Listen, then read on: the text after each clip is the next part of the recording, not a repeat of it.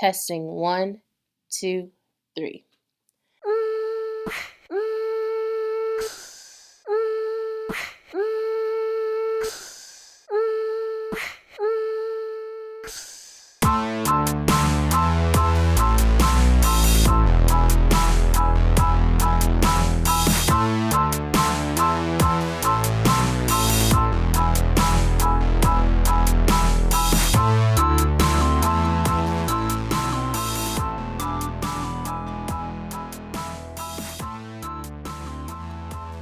Hi everyone, and welcome to another Woke Wednesday.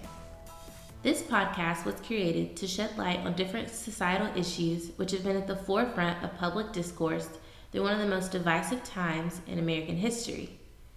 More so, it was created with the intent of allowing those that have often been neglected, shunned, or misunderstood to have a chance to share their experiences and thoughts. I hope that this dialogue encourages critical conversation and activism amongst all listeners. And I hope you'll tell all of your friends and family about it and share it on your social platforms. Now, let's get into some current events. The Nobel Committee awarded the 2018 Nobel Peace Prize to Dr. Denis Mukwege and Nadia Murad because of their continued efforts to end rape as a weapon of war. Nadia Murad survived sexual violence by the Islamic State in 2014 when she was abducted alongside thousands of other girls in her homeland of northern Iraq. The minority group in which she identifies with, the Yazidi, have been consistently targeted by ISIS, and rape is the main tool of destruction that's used against them. When majority of the women eventually escaped captivity, most of them refused to be named, obviously for safety purposes. However, Ms. Murad insisted upon being named and photographed. Through her advocacy, the U.S. Department of Justice determined that ISIS's actions against Yazidi and many other minority groups in Iraq and Syria constitute as genocide, making this the first time since 2004 that the U.S. has declared a genocide.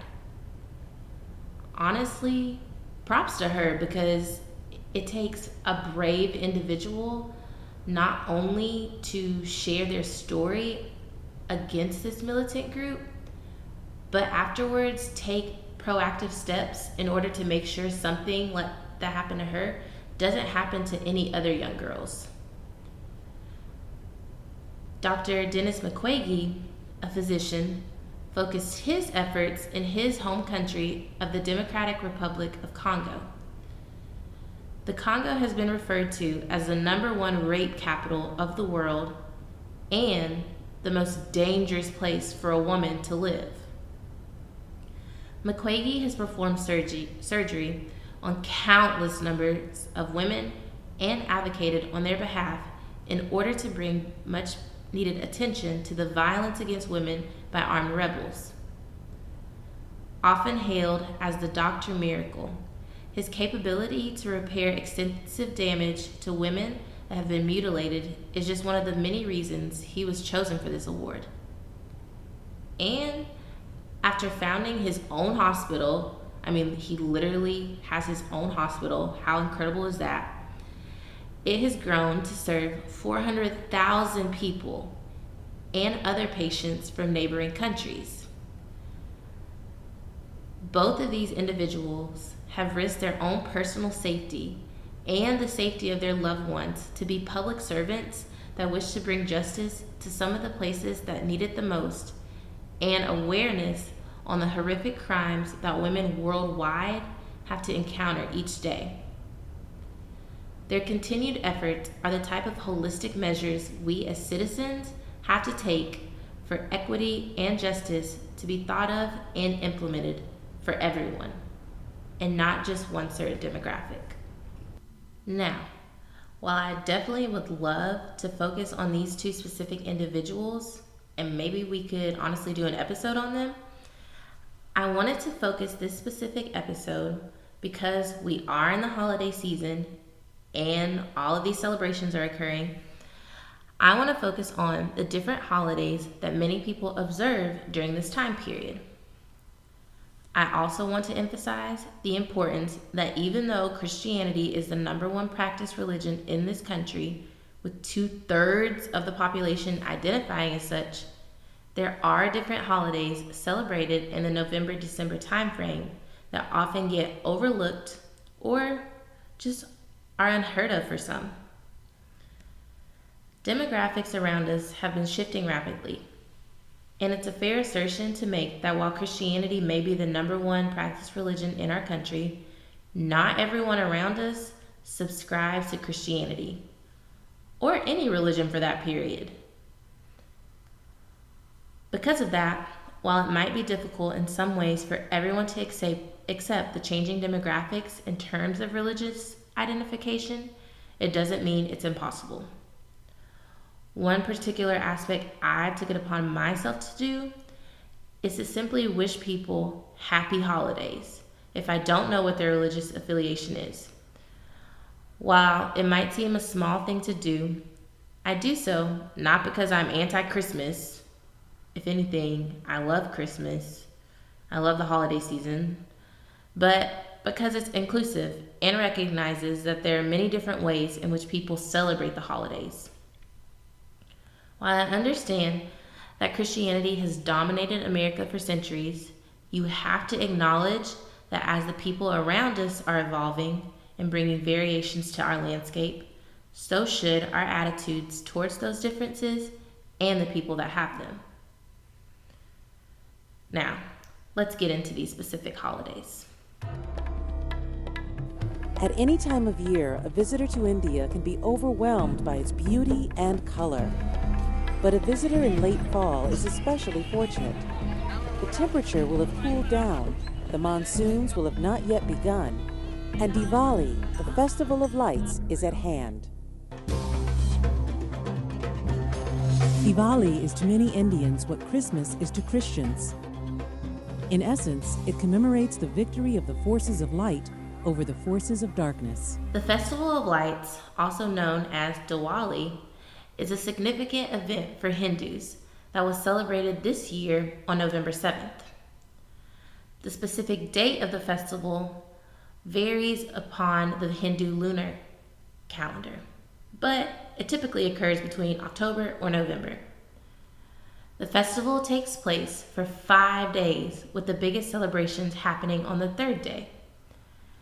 And throughout the 5 days, clay lamps are lit on homes, temples, and public places to commemorate the victory of good over evil. Diwali also celebrates the goodness of wealth and prosperity, Lakshmi. Now, as someone that studied religion in college, taking a class on Hinduism in particular was by far one of the most insightful and eye-opening classes I got to take, because not only did I learn a great deal about the religion, I learned a lot about the systemic oppression of women and young girls in India that's not often talked about in mainstream media. If you want to know specifically about the systemic oppression they face, a good source I would recommend is the movie Water, which details the intricate depictions of marriage and gender roles. Y'all, it is such a good movie. We watched it in class for 2 days and it was incredible. I would highly recommend it. You can literally find it on the internet or possibly your local library. It doesn't matter. Highly recommend watching the movie Water.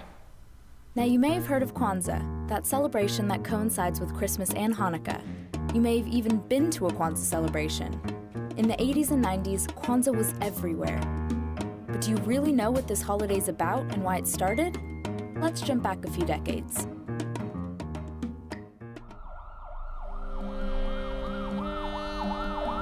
In 1965, tensions between Black communities and law enforcement reached a boiling point, and Los Angeles saw the most violent urban riot in 20 years.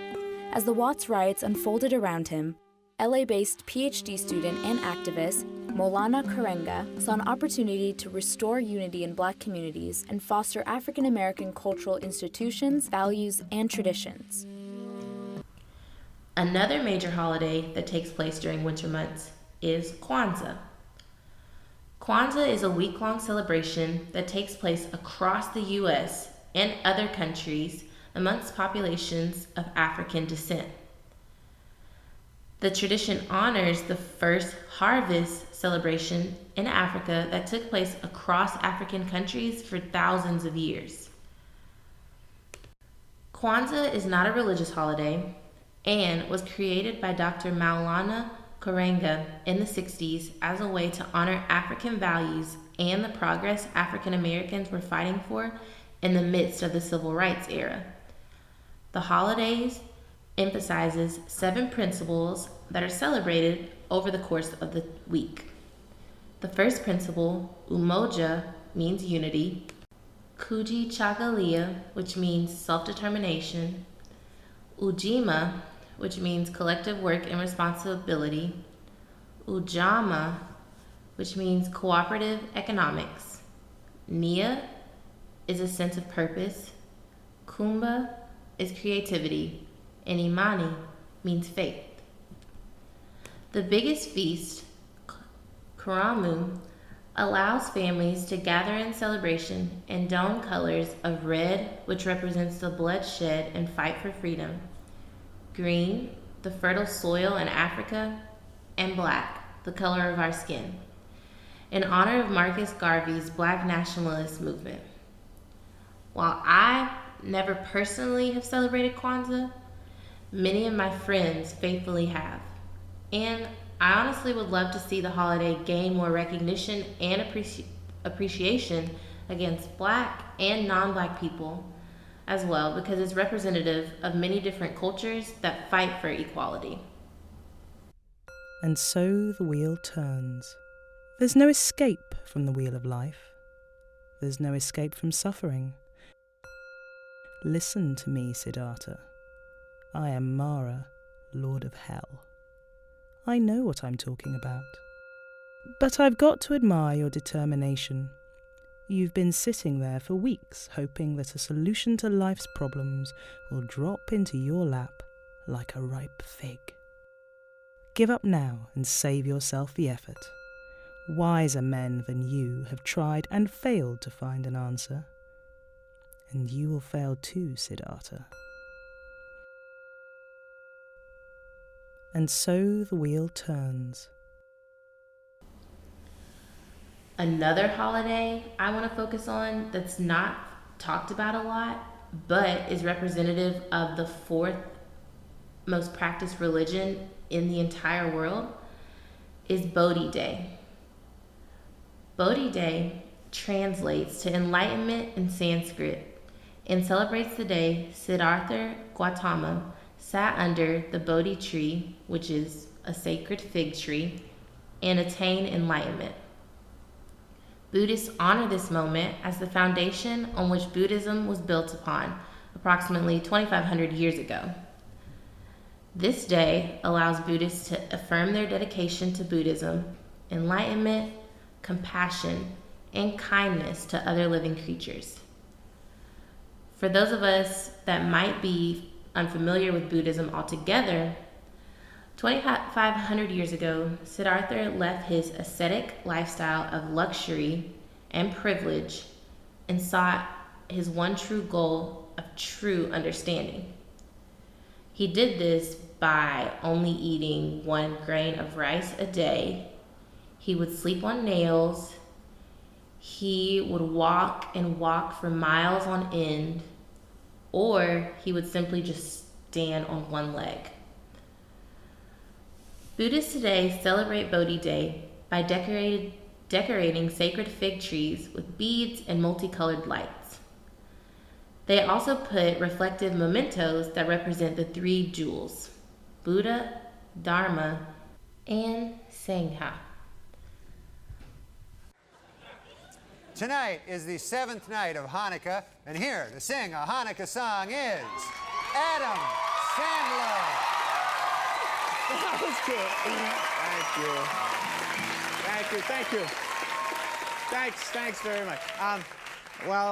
When I was a kid, this time of year always always made me feel a little left out because in school there were so many Christmas songs, and all us Jewish kids had was the song Dreidel, Dreidel, Dreidel. And so I wrote a brand new Hanukkah song for you Jewish kids to sing, and I hope you like it. Put on your yarmulke, here comes Hanukkah. So much funaka to celebrate Hanukkah. Hanukkah is the festival of lights. Instead of one day of presents, we have 8 crazy nights. But when you feel like the only kid in town without a Christmas tree, here's a list of people who are Jewish, just like you and me. Lastly, I want to focus on Hanukkah. It's actually really cute because the little girls I babysit are Jewish, and they're always asking me every day, Hannah, are you Jewish or are you Christian? What are you? What do you and your family celebrate? And I get to tell them, well, we're Christian, we celebrate Christmas, and the little girls do as well because their mom is Christian. And it's just very insightful to see how these young children, although they are only 2 and 4, they're so interested about the religions of other people and how other people celebrate the holidays. I got to teach the 4-year-old literally last night what Kwanzaa was, and she was so fascinated. She was like, so only African Americans celebrate it? And I was like, typically, yes. And she was like, so you're technically from Africa? And I was like, well, technically I don't know my origin, but if I had to guess, I would assume so. And she was like, so then all of the African people came to Houston? And I was like, no, Serena, they went all different types of places. But I say that to say it was really cute to see that although she is only 4 years old, she is deeply, deeply concerned about how other people's lives are lived in comparison to hers. And I just thought that was very insightful because she's only 4, but she's already wondering how other people celebrate different things. But let's get back to Hanukkah. Hanukkah is an 8-day festival that typically falls in late November to early December that commemorates the rededication of the Second Temple in Jerusalem that was damaged during the Maccabean Revolt. During the rebellion, there was only enough sacred oil to last a day. But the oil lasted an extra 7 days instead, which was considered a miracle. Because of this, for each 8 days, people celebrate Hanukkah by honoring light and oil to give thanks. It begins on the first night when a menorah is lit with the first candle, and a candle is added each day of the festivities to symbolize the number of days that the temple was lit.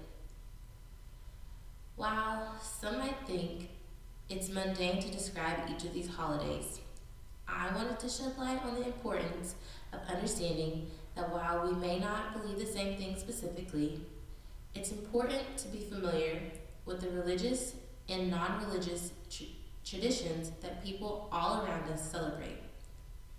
What's even more important is that each of these holidays, religious affiliations, etc., get the same amount of representation and recognition as holidays and religions that belong to a wide array of people. Personally, I grew up in a Christian household and only learned about Christmas as a young child.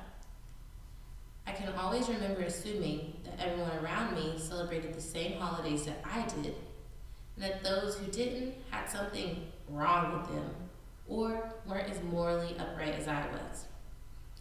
As I've grown older though, the people that share different religious ideologies than myself have made some of the most impactful impressions on myself and my opinions. Not only that, actually studying religion in college helped me not only realize the societal implications, both negative and positive, that have occurred because of the religious disparities, particularly in the United States. Religion has had a monumental impression not just on the U.S., but other global communities as well. It's led to destruction, war, suffering, and caused peace and optimism. Ultimately, no matter how distinct our religion's beliefs might be, acknowledging and respecting the beliefs of others is not only the morally right thing to do, but the equitable thing to do as well. I hope that this episode causes everyone to look at their innate biases towards those with a different religion and question for themselves why it may be hard to accept someone that's not like us. I hope that this makes each of us very aware that not all ascribe to the same faith as the majority, and that's not an inferior thing. Remember, all of these opinions are my own, but they should be everyone else's. Have a woke Wednesday.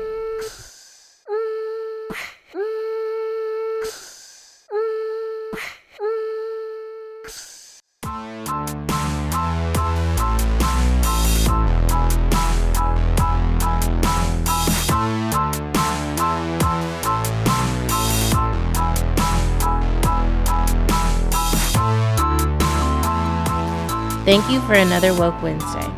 Transcripts of entire episodes will be available on the Woke Wednesday website. Episodes are written and produced by Hannah Mason and Trey Leonard of Linico Entertainment. Episodes are hosted by Hannah Mason and edited by Trey Leonard. All graphics are designed by Anna French,